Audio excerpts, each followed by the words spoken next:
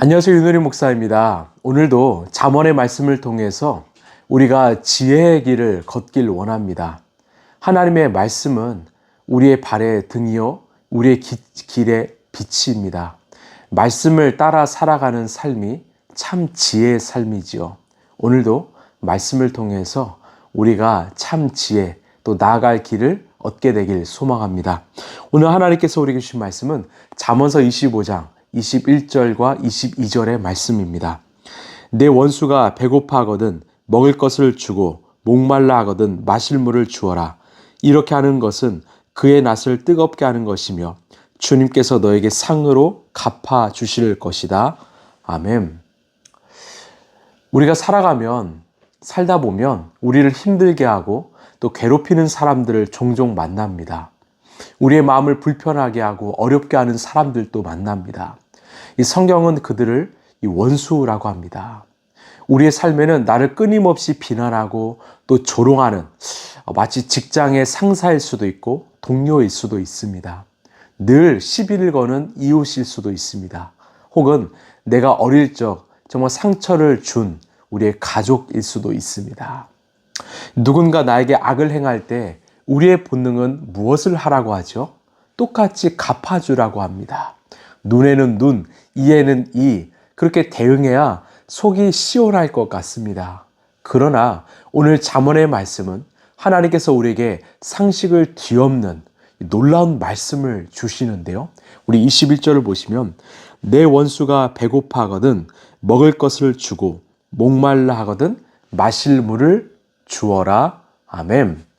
하나님은 원수를 향해서 무시하라 또한 피하라 말씀하지 않으셨습니다. 오히려 그들의 필요를 채워주라고 말씀하십니다. 사실 황당하지 않습니까? 배고픔과 목마름은 이 생존과 직결되는 문제입니다. 즉 원수가 가장 약해져 있을 때 그를 공격할 기회로 삼는 것이 아니라 도리어 그를 살리는 기회로 삼으라고 잠언은 말합니다. 여러분, 우리가 잘 아는 이솝 우화 중에 그 해와 바람의 이야기가 있죠. 이 해와 바람이 지나가는 나그네의 외투를 누가 벗길 수 있는가 내기를 했습니다. 바람은 강한 힘으로 외투를 벗기려 했지만 오히려 바람이 세차게 불면 불수록 나그네는 추워서 옷깃을 더 단단히 여맸습니다. 강한 힘과 공격은 오히려 사람의 마음을 닫게 만듭니다. 반면에 해는 어떻게 했습니까? 따뜻한 햇볕을 계속 비추었습니다.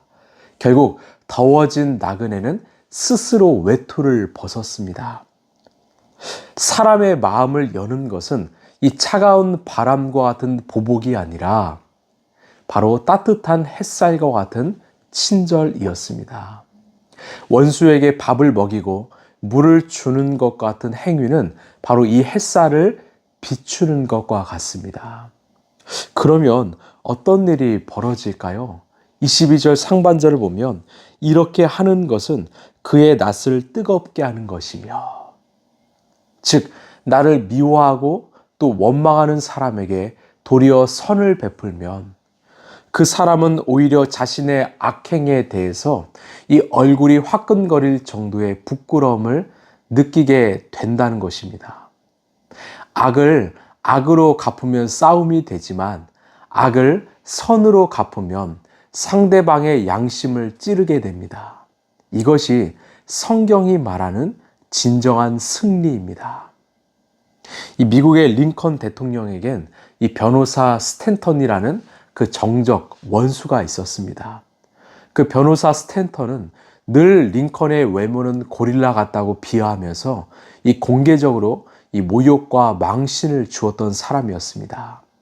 그러나 링컨이 대통령이 된 후에 놀랍게도 그 링컨은 스탠턴을 국방부 장관으로 임명했습니다. 주위의 참모들이 반대하자 링컨이 이렇게 말했어요. 이 국방부 장관직을 수행할 수 있는 최적의 인물은 바로 스탠턴이다. 링컨은 끊임없이 스탠턴을 예우하고 품었습니다. 훗날 링컨이 암살을 당해 숨을 거두었을 때 그의 마지막 곁에서 끝까지 슬피 울며 힘들어했던 사람은 바로 스탠턴이었습니다. 그가 이렇게 말했습니다. 여기 인류 역사상 가장 위대한 통치자가 누워있다. 링컨은 이 스탠턴을 제거해서 원수를 없앤 것이 아니라 그를 사랑으로 품음으로써 원수를 친구로 만드는 것입니다. 이것이 바로 참 지혜이죠. 자, 22 하반절을 보면 하나님이 갚아주신다라고 말합니다. 여러분, 우리가 꼭 기억해야 될 약속이 하나 있습니다. 하나님께서 너에게 상으로 갚아주실 것이다. 우리가 선을 베풀어도 상대방은 변하지 않을 수가 있습니다. 여전히 악을 행할 수도 있습니다. 그래서 때론 우리는 억울해하지요. 내가 이렇게까지 했는데 왜 내 마음을 몰라주는가? 왜 말씀대로 이루어지지 않는가? 그러나 오늘 말씀은 결과는 상대방의 변화에 달려있다고 말하지 않습니다. 바로 오늘 말씀의 결과는 우리의 선행을 보시는 하나님께 있다고 말합니다. 여러분, 원수를 갚는 것은요, 하나님의 영역입니다. 우리가 심판자의 자리에서 내려와서 사랑의 자리에 설 때 하나님은 우리의 억울함을 풀어주시고 우리의 순종을 보시고 반드시 하늘의 상급으로 갚아주실 것입니다. 여러분, 세상의 방식은 받은 만큼 돌려주는 것입니다. 그러나 하나님 나라의 방식은 받은 것보다 더 큰 사랑으로 덮어버리는 것입니다. 그래서 다윗도 그 사울 왕을 죽일 수 있는 그 기회가 있었음에도 불구하고 그 원수의 보복의 기회를 하나님께 맡겼습니다. 그랬더니 하나님께서는 그 다윗을 이스라엘의 위대한 왕으로 세우셨지 않습니까? 여러분, 여러분을 힘들게 하는 그런 원수와 같은 사람은 누구입니까? 오늘 말씀을 들으면서 그 떠오르는 그 한 사람은 누구입니까? 그를 어떻게 이길까, 복수할까 고민하지 마십시오. 오히려 그들을 위해서 기도해 주시고 작은 친절을 베풀어 주시길 바랍니다. 따뜻한 커피, 따뜻한 말 한마디가 정말 그의 인생을 화끈하게 만드는 그런 양심을 작동하게 만드는 기회가 될 것입니다. 그리고 결과는 그 사람의 변화가 아니라 하나님께 달려있음을 믿으시고 맡기시길 바랍니다. 중요한 것은 여러분의 영혼입니다. 여러분이 누군가를 대하는 여러분의 태도와 자세는요, 여러분의 것입니다. 더 성숙하게, 더 아름답게 여러분의 인생을 가꾸어 나가시길 바랍니다. 여러분 기억하십시오. 악에게 지지 말고 선으로 악을 이기십시오. 하나님께서는 그 믿음의 행동을 보시고 그 순종을 보시고 하늘의 상급으로 여러분 삶을 가득 채워 주실 것입니다. 기도하겠습니다. 하나님, 우리의 삶에는 때로는 정말 악한 원수 같은 사람들이 찾아옵니다.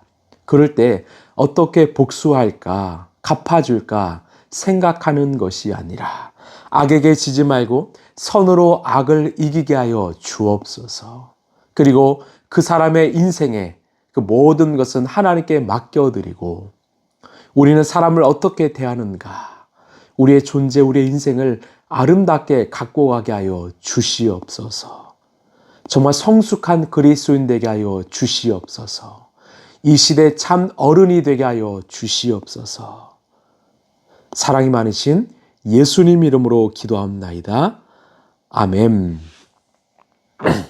여러분, 세상의 방식은 받은 만큼 돌려줍니다. 그러나 하나님 나라의 방식은 우리가 받은 것보다 더 큰 사랑으로 덮어주는 것이죠. 그 사랑으로, 그 십자가의 사랑으로 여러분 우리의 인생을 덮으시고 또 우리의 원수까지 덮으시길 바랍니다. 오늘도 선으로 악을 이기십시오. 감사합니다.